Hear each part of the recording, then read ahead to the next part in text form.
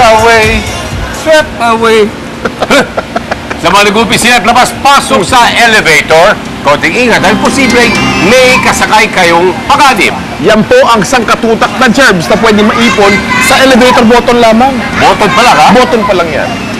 Yan ang i-expose na sa atin ni Dr. Germs. Panoorin po natin.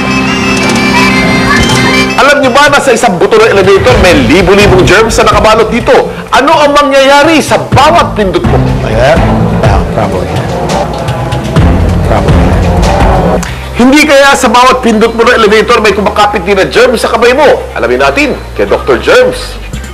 Well, elevator buttons get contaminated all the time because they're so highly touched, particularly the first floor elevator button. The concern, again, is largely viruses there, like ones that cause colds, flus, and diarrhea. You know, there's a wide range of illnesses Staphylococcus aureus can cause, but primarily skin infections, but if you get it on your fingers and contaminate certain types of foods, it can grow large numbers and cause diarrhea, for example. Dr. Germs, tingnan nga natin kung gaano kadumi ang mga buton sa elevator. Gamit ang germ meter, mamimeasure ang bilang ng germs na namumugad dito. 367 OMG! Oh my germs! Isang buton lang, libo-libong germs na pwede nating masagap. Kung wala tayong ligtas sa germs na nasa elevator, wala na rin ba tayong ligtas sa mga sakit na dalang germs?